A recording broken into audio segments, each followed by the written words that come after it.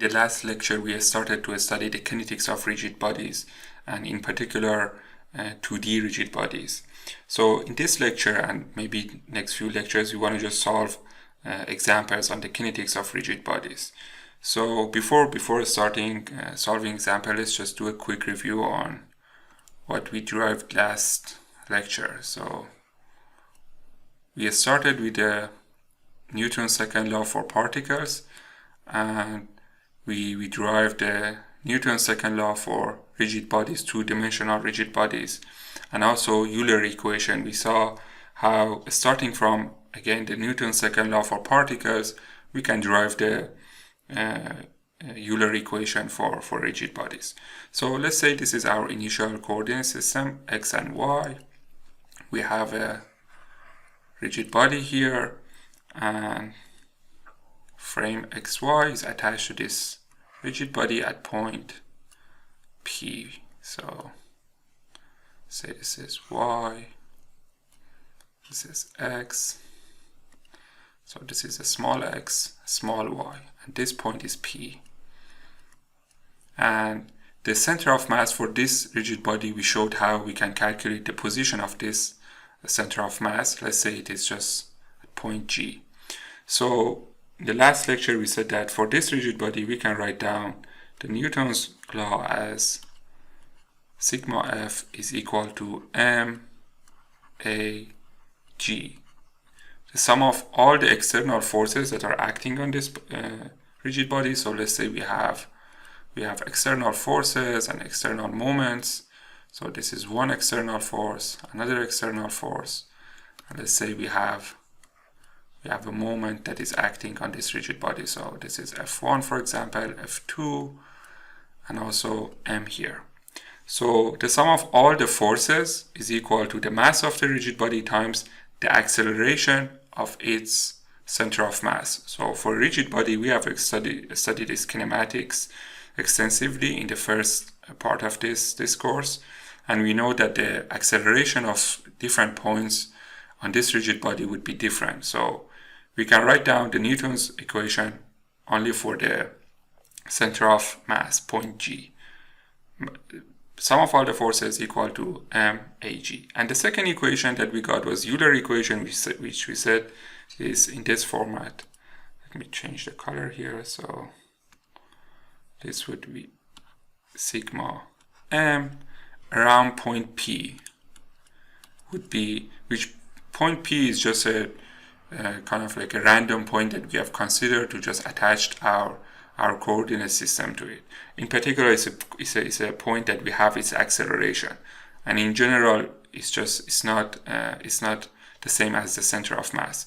So if we have point P, which we have its acceleration, we can write down sigma mp is equal to I p alpha plus m x g.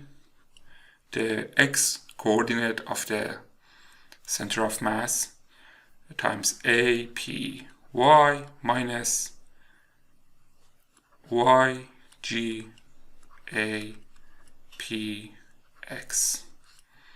So this is the Euler formula in general format. And xg and yg, we said that if we have rg, the position vector for the center of mass, so this was the integral of r dm over integral of dm, and this would be in general in two dimension. It would be xg I plus yg j, or you can just delete the bar sign here. It's just, these are the bar signs just to show that these are just the numbers, and apx and apy are just the acceleration of point P, the components of acceleration of point P. So this is apxi plus apy j.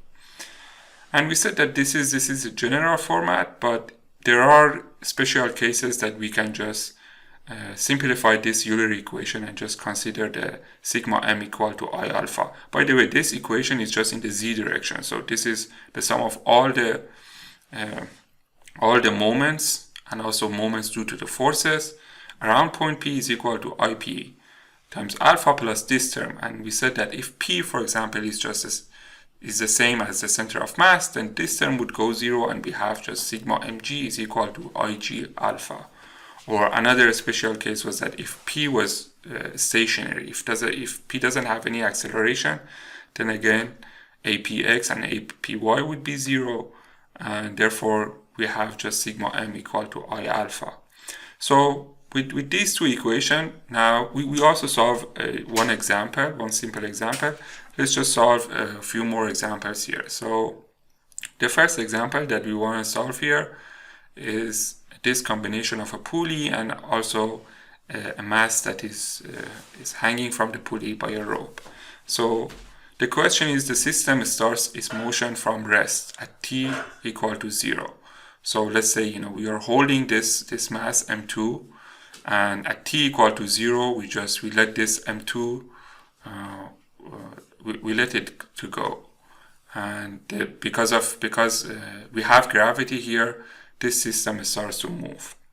So we are asked to find angular acceleration of the pulley and also the force that pin O exerts on the pulley at t equal to 0.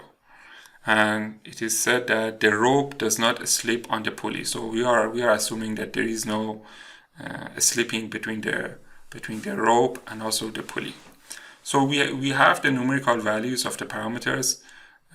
An important point here is that the center of mass of the pulley is not at the center.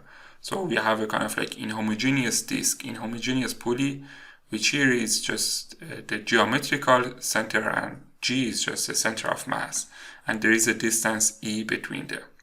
So M1, the mass of pulley is 100 kilogram. M2, the mass of this particle is 20 kilogram. R is equal to 2 meter. The radius of the pulley, E, this distance is equal to 1 meter. And also IG for the pulley is equal to 150 kilogram meter square. And as I said, G is just the center of mass for the pulley. Okay, so let's start drawing the free body diagrams for this system and see what we can get. So we are after alpha and also the forces at the pin. This pin is O. Let's call it O. Okay, so for the pulley, let me draw a pulley here. So let's say this is our pulley, and also we have our mass here. Let's say this is the rope, and this is the other mass that we have. So for the pulley, I can say that at pin O, at the center, we have the force that is exerted by the pin on the pulley, which we have to find it. So in general, that force has two components. So I can say here we have OY and also OX. So this is OY and this is OX. We have also the force of gravity on the pulley, which exerts on the center of mass. So we have to have M1G at the center of gravity. That's how we apply this, the force of gravity for rigid bodies. So here this would be, let's use another color here.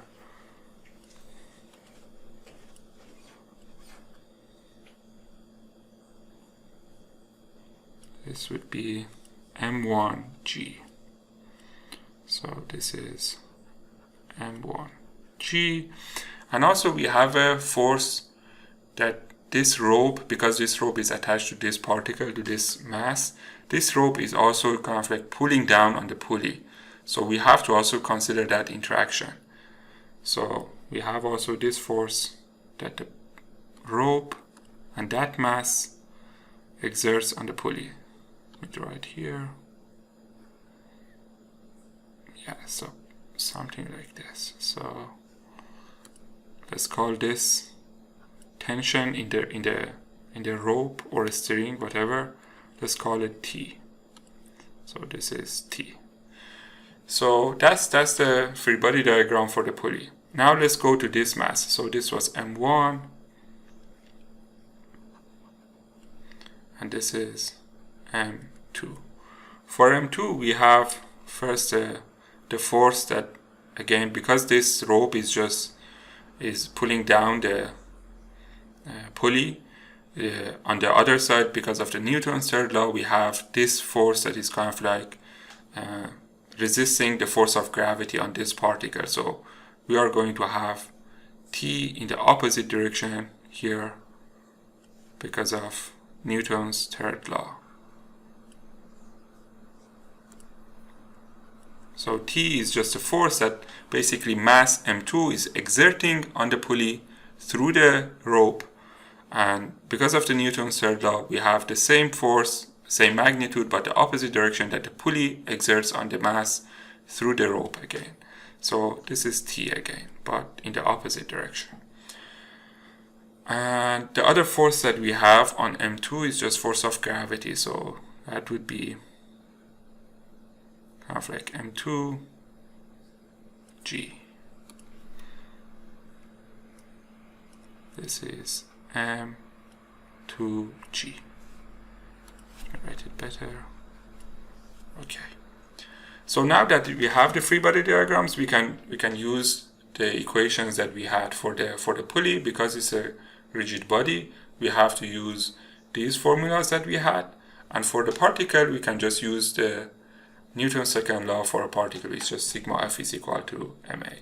So for the pulley, I can write down, I can say that sigma F is equal to MAG, and that's point G here, center of mass. And also sigma M. And now I have to just make a decision that what is the reference point to just calculate the moments. So here I can consider the center and also this point, center of mass. Which one is easier? In my opinion, here just the center is easy, because first of all, because it is the acceleration of point O is equal to 0, we can simplify the Euler's equation. So we can say that this term that we had over here, this term is equal to 0 if we use the pin O. And also because the force of the pin is passing through point O, we can say that its moment is equal to 0, and that makes our calculation easier. We can also go with G. Again, if we go with G, we can use the simplified version of Euler equation because we are using the center of mass.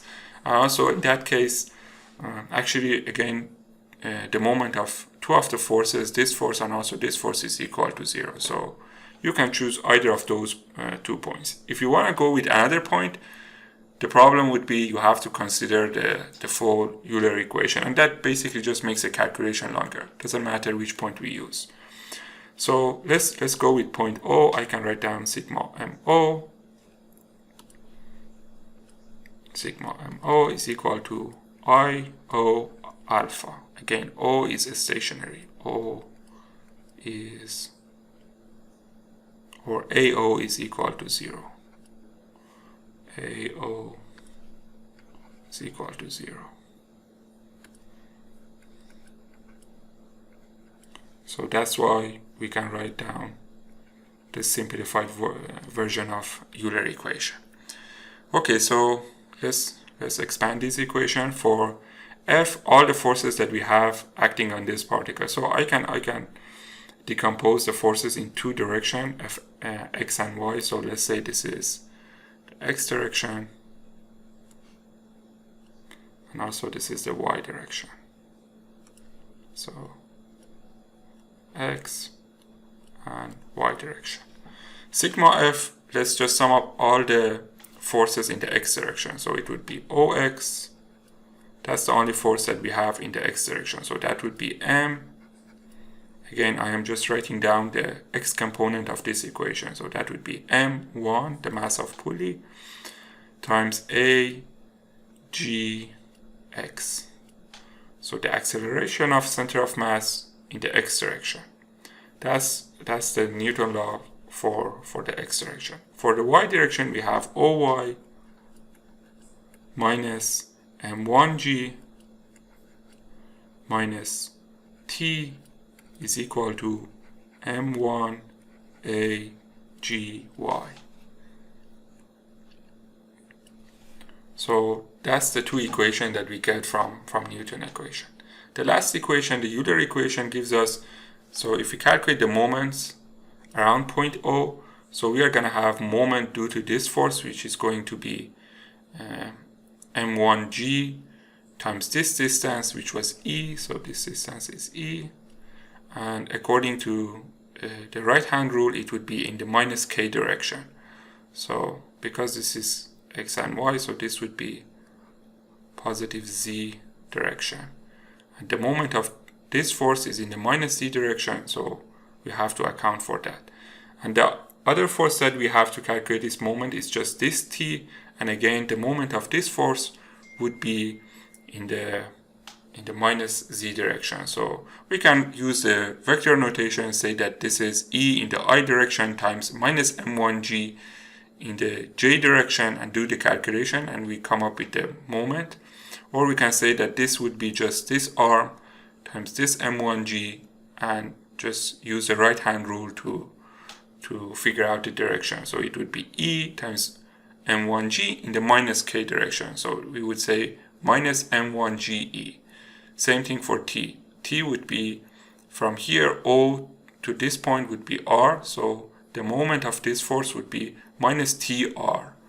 So I can write down minus m1ge minus tr is equal to I-O alpha. Again, how did we calculate that? I can write down, so let's say for a moment of m1g, I can write down it would be E in the I direction cross minus m1g in the j direction. And I cross j would be k, so we are going to have minus m1g in the k direction. And because in 2D this Euler equation is just in the k direction, we don't write down the vector itself, just it would be minus m1ge. Okay. Same thing for the t, the moment of force t. Okay, so these are the three equations that we can write down for the pulley, for the rigid body. Let's also write down the equation for this particle that we have, m2. So for m2, I can say that t minus m2g is equal to m2 times the acceleration of this particle, this mass, which is unknown. Okay, so this is the only equation that we can write down for this. So now let's see how many equations we have, and also how many unknowns we have. So here we have three equations, one equation over here, so we have four equations. So 4 equations.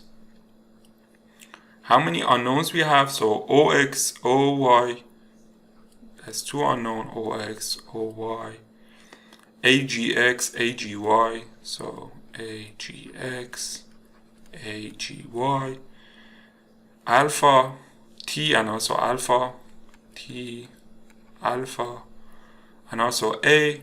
These are the unknowns in this problem. So we have 1, 2, 3, 4, 5, 6, 7 unknowns, and only we have 4 equations.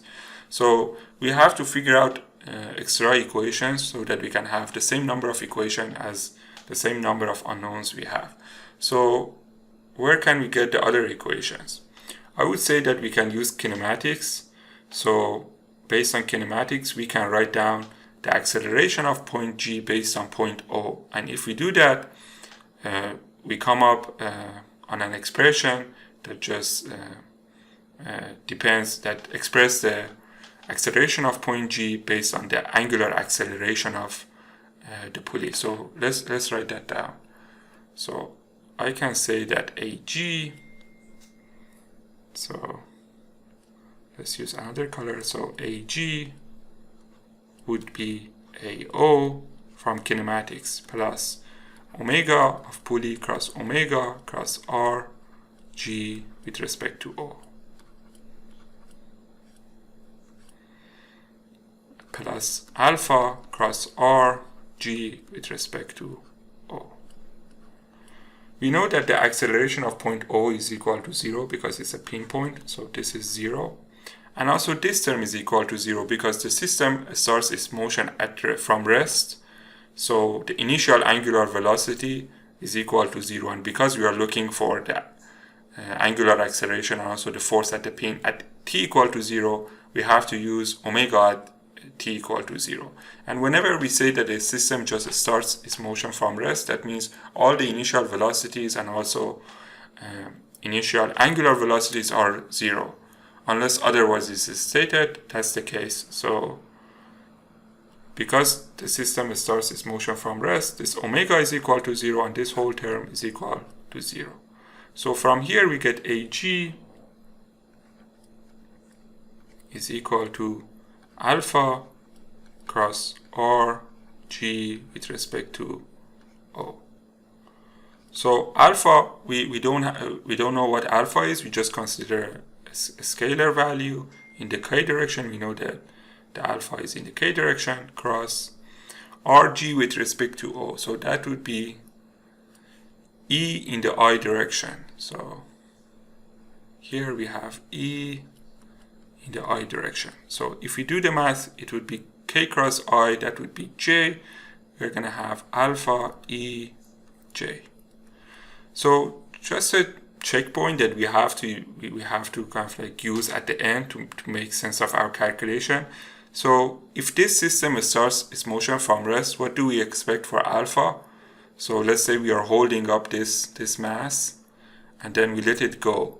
So because of this mass and also because of this, the center of mass is not at the center, is kind of like off the center, we expect this pulley to just start rotating in this direction, and that would be in the minus z direction. So we expect a minus value, a negative quantity for alpha, because here we just consider alpha as a scalar in the positive k direction, but we don't know if this is positive or negative. But based on our intuition here, we should get at the end we should get a negative value for alpha, because we expect this system to just rotate in this direction. We don't expect it to start rotating in the other direction. So that's you can also consider that into your equation and just say it's just minus alpha in the k direction, and then say that alpha should be a positive number. But I think it's just better to just use a kind of like a positive unknown quantity for unknowns, and then at the end check to see what their sign is telling us. So that's the equation for AG based on point O. So we got AG is equal to E alpha in the J direction. So that's what we wanted to get from this equation, to obtain the acceleration of the center of mass for the pulley based on alpha. So here I can say that therefore AGX is equal to 0 and AGY is equal to E alpha. Okay, so that's two other equations that we need to solve this system of equations. 4 and 2 more equations, that's 6 equations. We had 7 unknowns, so we need 1 more equation. So where is that? Where is the last equation? So for the pulley, I can say that because there is no slipping between the rope and the pulley, the acceleration of this point on the pulley is equal to acceleration of that point on the string. And because the string is just stretched, the acceleration of the string on that point is equal to acceleration of this mass. So basically we can say that the acceleration of this point is equal to the acceleration of the particle that is hanging from here. So we can do the same thing here. We can write down the acceleration of this point. Let's call this point A, for example. So let's say this is A. We can find the acceleration of this point based on point O, and then related to the acceleration of this particle. So I can say that AA is equal to A in the J direction. or let's just calculate AA to see what do we get for AA. It should give us just a J component. So I would say AA is equal to AO based on the pulley. AO plus, not equal, plus omega cross R A with respect to O plus alpha cross R A with respect to O. So again, we can say that this acceleration is equal to 0, it's a pinpoint. This term is equal to 0 because omega is 0 at t equal to 0, and we only have this term. So we end up with alpha in the k direction cross RA with respect to O. So that would be R in the I direction. K cross I, that is J, so we get R alpha J direction. So that's the quantity of, that's the value of this acceleration for this particle. So I can say that A is equal to R alpha. Okay, so that's the last equation that we wanted. So here we have, this is one equation, here we have two equations, three equations, and we had four equations over here. So at the end we get 7 equations. So these are our equations. And using these equations, we should be able to find all the unknowns, in particular alpha and OX and OY, which we are looking for. So let's substitute this AG into the equations that we had. So because AGX is equal to 0, OX would be equal to 0. So that's easy. So that's the X component of the force at the pin. So we get OX is equal to MA, and it was M1, I think, MGX1 is equal to, or actually, it was M1. So let me write down this as a kind of like index GX.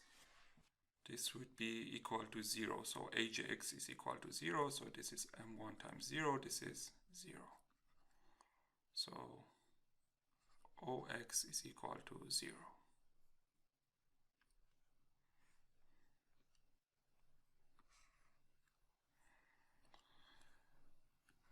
For the second equation here, we can substitute for AGY. So AGY is equal to E alpha. So we can substitute it into this equation. And we get OY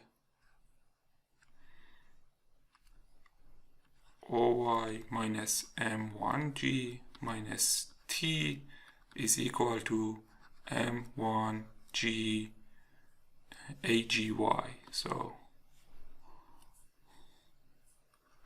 AGY, and this would be M1 E alpha. Okay, so that's another equation. So let me write it down. Or actually, let's just simplify other equations and then we can put down the equations that we can solve together. So this equation, so we can just keep this equation as it is. So minus M1GE minus TR is equal to IO alpha.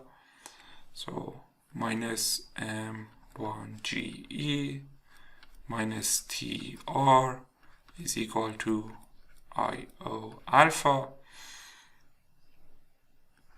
And let's see if we can solve this equation. No, because we have OY, we can't solve it.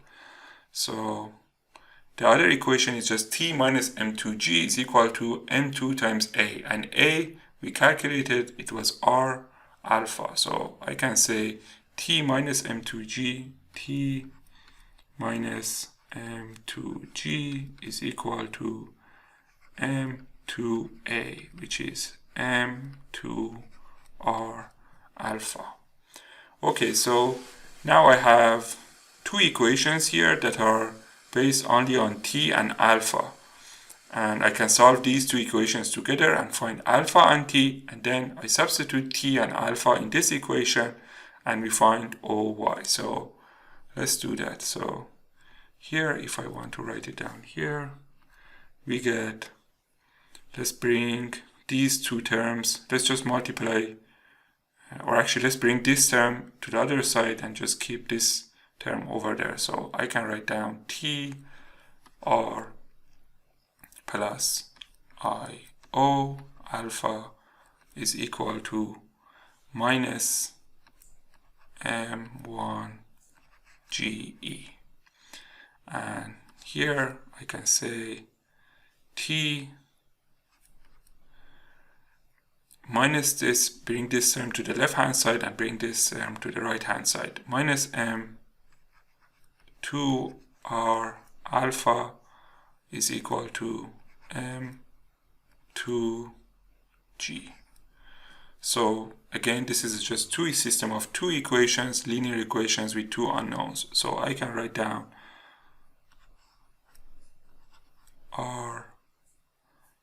RIO 1 minus M2R times T alpha is equal to minus M1 GE and also M2G. Just the equations in the matrix format. And now I can just use the determinant rule to find the T and alpha. So I can say that T, let's use another color, T is equal to the determinant of this matrix, which is minus M2 R squared minus IO, and for the denominator I should substitute these two quantities instead of these two components here. So I should calculate the determinant of this matrix, minus M1 GE M2G, and the other components, other column is just we keep them as they are. So M2R, this is R. So this would be equal to, we get for T is equal to M1 M2 R E G minus M2 G IO over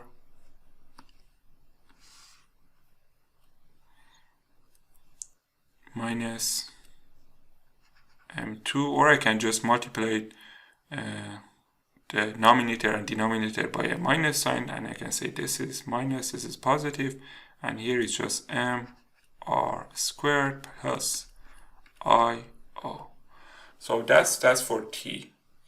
And if you look at the dimensions, I think it makes sense. So here basically we have a force. Here we have something with the dimension of mr squared. This is also the dimension of I is also mr squared. And you can see that here if we kind of like cancel m, and these two also have the dimension of length. So we can just say that this is mr squared. So this would cancel out with dimension of the denominator here, and we have mg, which is force, which has a unit of force. So T is also force, that makes sense. And also over here, I would cancel out, the unit of I would cancel out, and we have something with the dimension of force, m2g, which makes sense. So that's for T. And for alpha, we can say, it would be, again, the same thing over here. So for alpha, this would be minus m2r squared minus IO, and this would be the determinant over here. We have to put those terms over here, m1. So let me make this a little bigger. So over here we have minus M1 G E, and over here M2 G. And for the first column we have to just have these terms, so it would be R and also 1. So for alpha we get, it would be M2RG, M2RG plus M1GE. And over here we have minus M2 R squared plus IO. Or we can say this is minus. So here we have M2, or this is minus actually. So here, this is minus. So we can factor out the minus and say that this is M2 plus M2 R squared plus IO.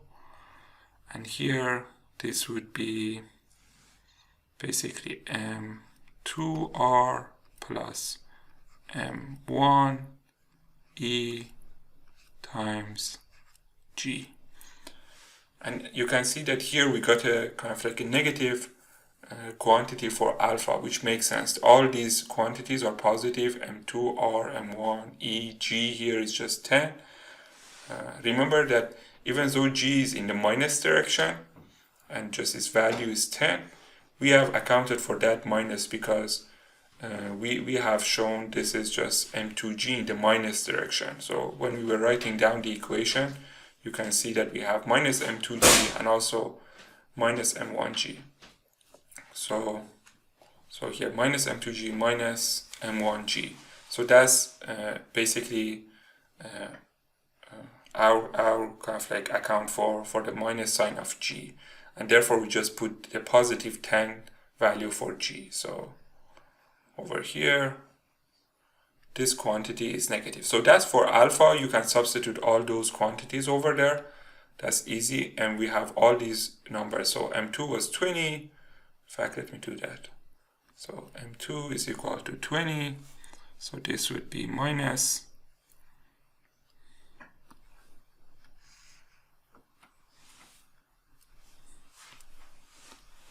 20 times R, which was 2, plus M1, which was 100 kilogram, times E, which is 1, and the whole thing times 10.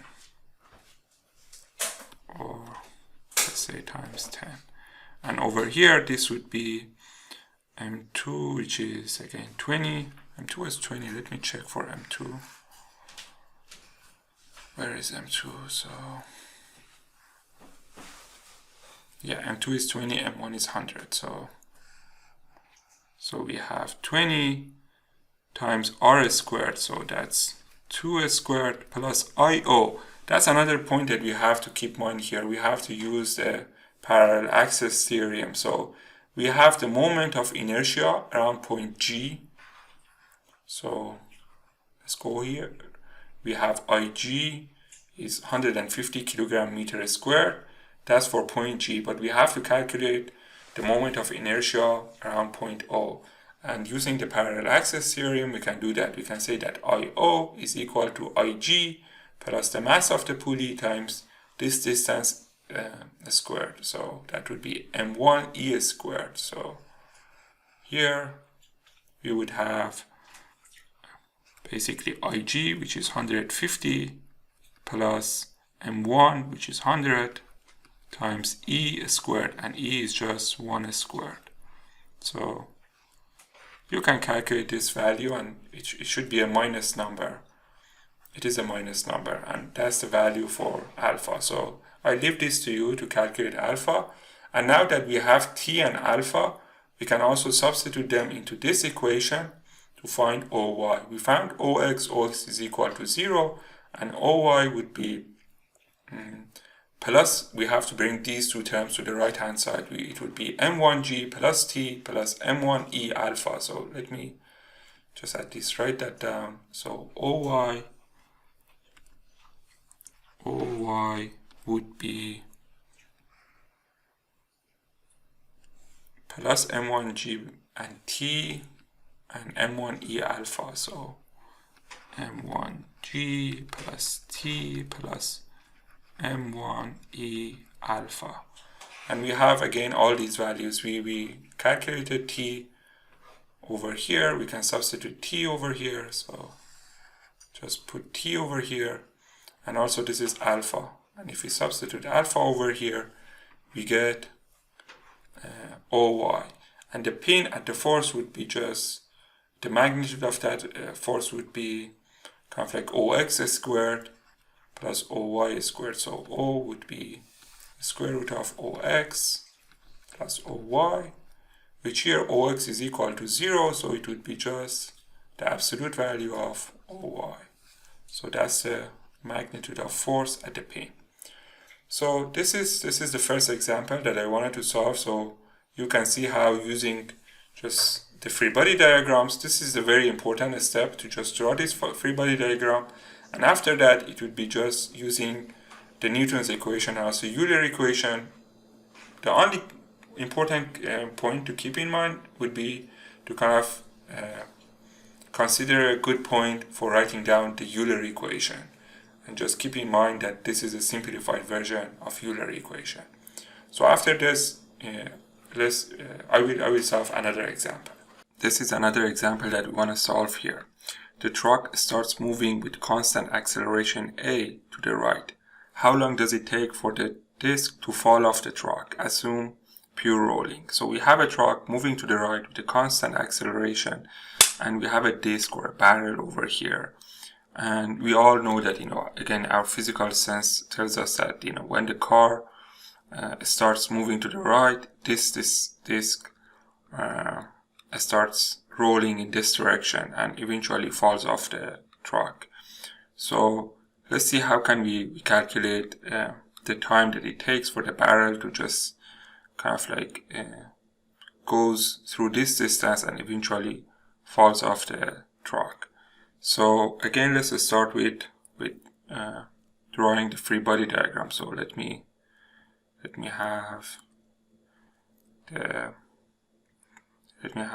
draw the disc over here. So we have here, what are the forces that we have? First, we have the force of gravity. So the mass of this disc is m, its radius is r. So we know that we are dealing with a kinetic problem for rigid bodies. So let's say this is the mass, mg,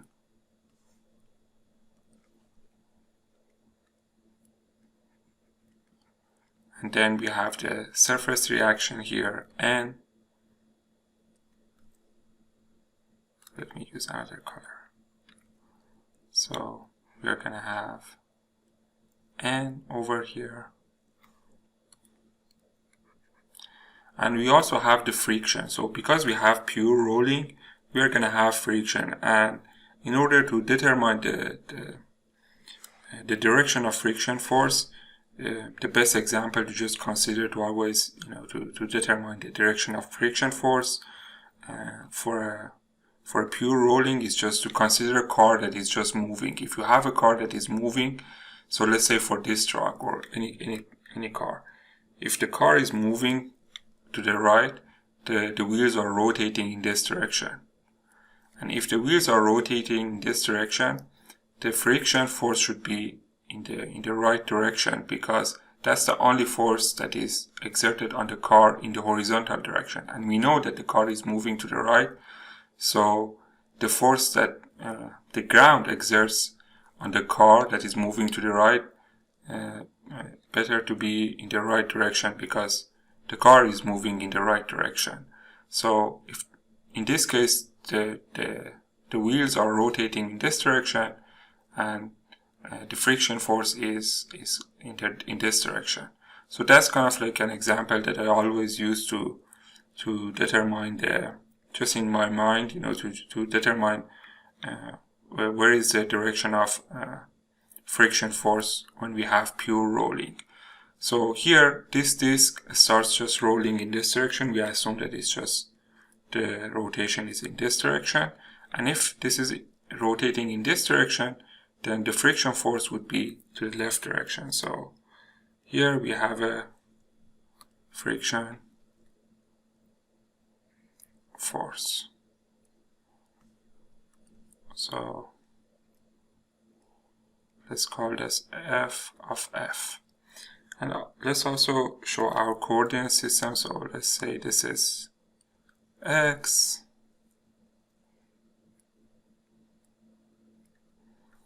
and this is Y direction. So this is X and this is Y, and the Z direction would be normal to the plane, out of the plane. So it is important to kind of like have a consistent relationship for the directions of angular acceleration and friction force here. So if we had assumed that the disk starts rotating to the right direction, even though that's not true, but at the end we get a negative value for it, and then we figure out, okay, the disk rotates in the other direction. But if we consider the acceleration, angular acceleration in this direction, then we should consider the friction force in this direction. So that's the only important thing. Here again, because we always assume that our unknown quantity is just in the positive direction, and also here positive direction makes sense. It's just we consider this is the kind of like assumed direction for alpha in the positive k direction, and if the alpha is in this direction, the friction force would be to the left. Okay, so this is the free body diagram for the disk, and now let's write down the Newton's and also Euler equation for the disk. So from Newton we can say that sigma F is equal to MAG. And here, because we are not given the center of mass, we assume that the disk is homogeneous, and therefore its center of mass is at the center, and we know what is the moment of inertia, Ig, for a disk that is homogeneous. We had this in the previous lecture, so this is 1 over 2 mr squared. This is something that we should know. If the disk is homogeneous, we should be able to either calculate this quantity or just have it memorized. So sigma F again is equal to MAG, and we can write down the sum of the forces here. So we have minus F of F in the I direction plus N minus mg in the j direction is equal to MAG. Okay, so this is one equation, one vector equation, that we can get two equations actually from it. So we can say here that from this equation we can say that minus F of F is equal to MAGX, and also N minus mg component by component is equal to MAGY. So far two equations. Let's write down the Euler equation. Here is very important to see what point we consider to write down the Euler equation. Here basically, if we want to use the simple version of the Euler equation, sigma m is equal to I alpha, the only point that we can do that is just G, because we know that we can always write down sigma f is equal to Ig alpha for center of mass. But we cannot use this point here because the acceleration of this point is actually not zero. So because this truck is moving to the right, that point is moving to the right, so there is an acceleration. Even if the truck was kind of like stationary for a rolling disk, disk that is rolling, we have calculated the acceleration of this point. The velocity at this point is zero, but would be zero for if the truck is stationary, and even in this case that the truck is moving but we have pure rolling, but the acceleration is not zero. Acceleration is not zero whether the truck is moving or not, and we have calculated that for a rolling disk in the kinematic section. So here I would just, because I want to use the simple version of Euler formula, I can write sigma mg is equal to ig alpha. Remember, this is always the safest option to go after it. If a problem is just not clear that whether you have a point with zero acceleration, this is the safest option to go with, because we know that this is always true, no matter what is the acceleration of center of mass. So sigma mg is equal ig alpha. So let's calculate the moment of these forces. So about point G, the moment of n and also mg, their moments are equal to 0 because they pass through point G. So we only need to calculate the moment of this force, which we can use the vector notation or just use the right hand rule. So here r is in this direction and f is in this direction, so the moment of this force would be in the clockwise direction, which would be in the minus k direction. So I would say minus f of f times r, the radius of the disk, is equal to ig, which is 1 over 2 m r squared alpha. I can simplify just one, cancel out one r here, so we get minus f of f is equal to 1 over 2 m r alpha. Okay, so let's see, what do we have so far? So we have one equation here, one equation here, and one equation here. Those are 3 equations, so 3 equations. And what are the unknowns? So f of f, the friction force, is unknown, that's one unknown. agx, that's one unknown. Also agy, the acceleration of center of mass, we don't know what they are. The components, we don't know what they are. And also alpha is unknown. Oops.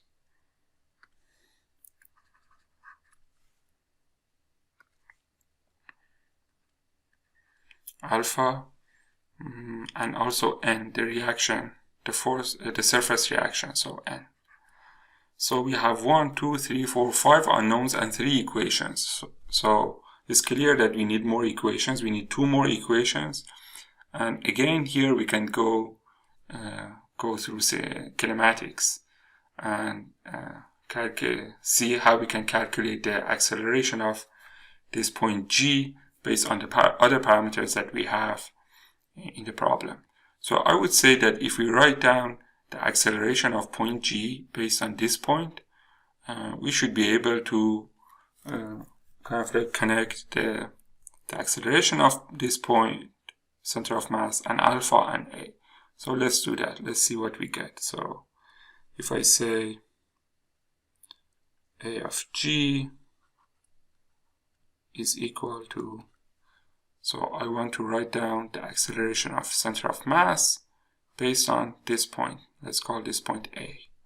So a of g is equal to a of a plus omega cross r g with respect to a, and then plus alpha cross r g with respect to a. So this is equal to the acceleration of point A. Well, we know that we have pure rolling here, so there is no kind of like skipping here, and the acceleration of this point on the disk is equal to acceleration of this point from the ground, from the truck.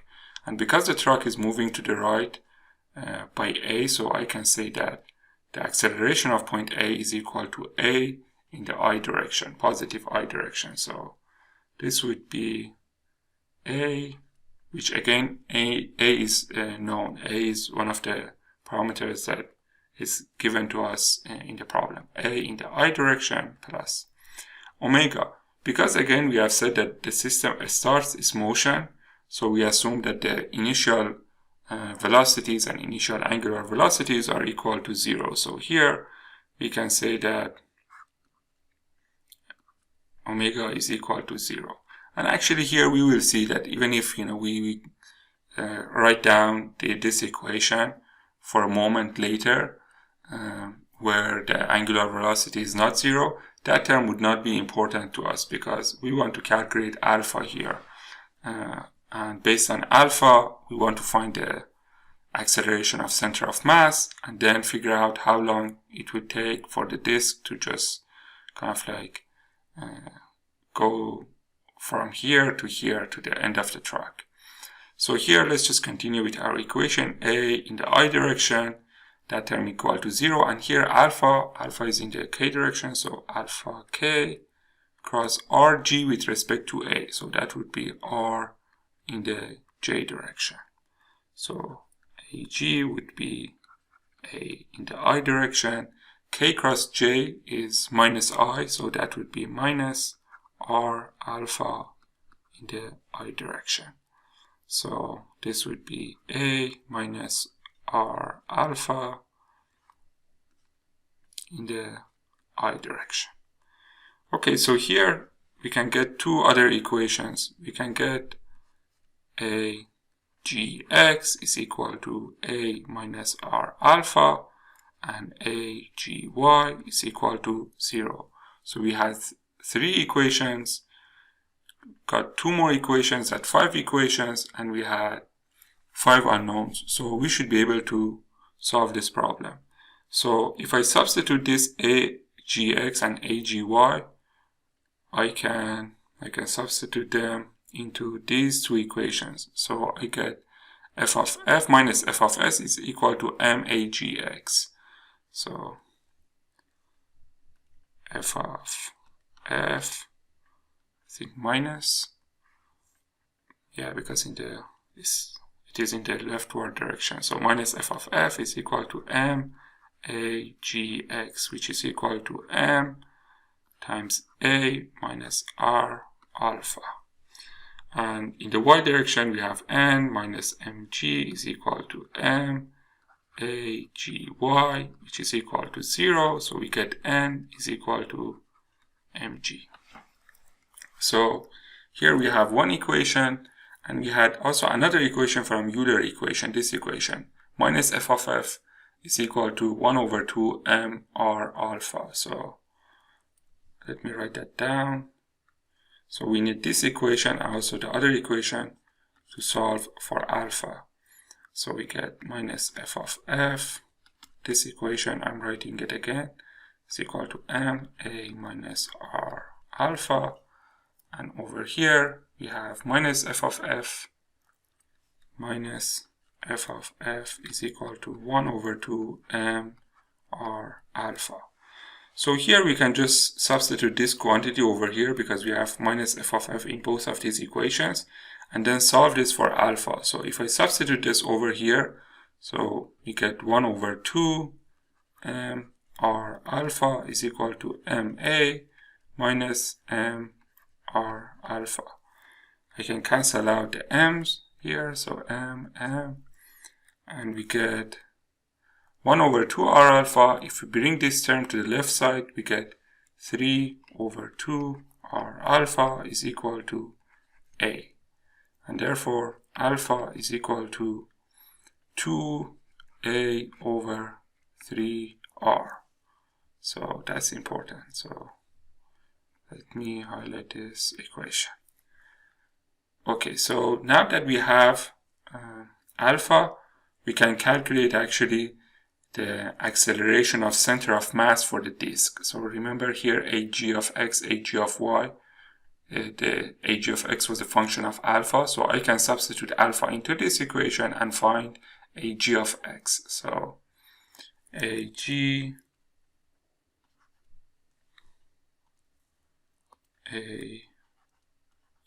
of x is equal to, over here, a minus r alpha. So a minus r alpha, which is a minus r, and alpha I can substitute from here. So it would be 2a over 3r. So r and r, they cancel out. We have a minus 2 over 3a. So that would be a over 3. So here is what we got. So the track is moving. Let me see if I can copy this figure over here. Yeah.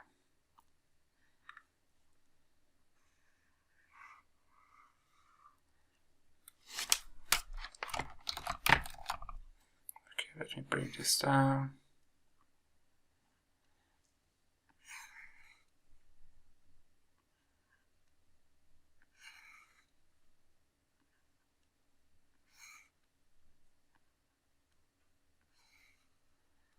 Okay. So here the track, clear these things here. The track is moving to the right with A, and the center of mass for the disk is moving to the right again, because this is a positive number, to the right with A over 3. So here this center of mass is moving to the right with A over 3. So you can see that there is a relative motion between the track and the disk. So if I calculate the acceleration of center of mass with relative to the track, we should be able to find the acceleration with which the disk is moving with respect to the track. So a relative, if I say a relative, this is relative of disk with respect to track. So the disk is going to the right with A over 3. In the I direction, we can say minus. The track is also going to the right with A, the I direction. So this would be 2 over 3 A minus in the I direction. So for an observer that is just on the track with the disk, the observer will actually see that the center of mass for the disk is moving to the left with this acceleration, and we can just use that acceleration to see how long it would take for the disk to go through this distance d and fall off the track. So this is a kind of like a simple dynamic problem that we have a point here that is moving with this constant acceleration, and we want to see how long it takes to go through distance d. So we can just use the simple formula that x is equal to 1 over 2 acceleration. A here is just acceleration, AC, not this A. This is the general formula. T squared plus V naught T plus X naught. So this is the general formula that we have for motion with constant acceleration, and we can say basically delta x is equal to, here V naught, the initial velocity of this disk is also 0, so we can say this is equal to 1 over 2 AC T squared. So what is the delta x? The displacement for the disk to fall off the track is d. So I can say this is equal to d is equal to 1 over 2. So 1, my pen is acting up. So here 1 over 2 acceleration. What is the acceleration? So here is just minus 2 over 3a, but here we are just considering that for the disk here, for the disk final part, that this is the positive direction. We can also use the vector notation, but this is easier, that the magnitude of this acceleration toward left is 2 over 3 times a. So that's 2. After this, actually, I will write down the vector notation also. 2 over 3a t squared. And here we can calculate that t is equal to, so this 2 cancels out with this 2, and we have t squared is equal to 3 times d over a, square root of 3 times d over a. So that's the time that it takes for the disk to fall off the track. And if we didn't want to use this last part, we wanted to just stick with our initial coordinate system, which we had positive x in the right direction and also y, positive y in the up direction. We can say that here, so this is how we would write it in the vector notation. So I would say that Here is just minus d. If that's our coordinate system is over here, this point where the center, when the center of mass is at this point, that's the threshold for the disc to fall off the track. And that point is just minus d in the I direction. So I would say minus d in the I direction is equal to here 1 over 2 acceleration, which is minus 2 over 3a in the I direction, t squared plus v naught, which again is 0, so I wouldn't bother to write those terms down. And here again the minus, they will cancel out the I, because this is, we can write down the scalar version of this equation, which would be this equation. So basically that's the solution for this problem. T is equal to a square root of 3d over a. Before we finish this lecture, I want to make a correction to one of the examples that we solved. Somebody emailed me and told me that here we have done a mistake, and we have done a mistake over here. So when we were calculating this, I think we left out minus 90. So this would be 170 minus 90 times 5, which I think, you know, we go back to over here, we would say 100 times square root of 3, and then we multiply by 5. So I forgot to kind of like subtract the 90 over here. So this is for lecture 4, and I want to just make this correction. So thank you. The other point that I want to mention here, so I posted an extra credit question to see what is the best way that you guys think we can proceed with the course. Is this a good way of kind of like doing the lectures, you know, me recording the video, posting on YouTube, or you actually rather to have a kind of like online live class that we can hold over Zoom?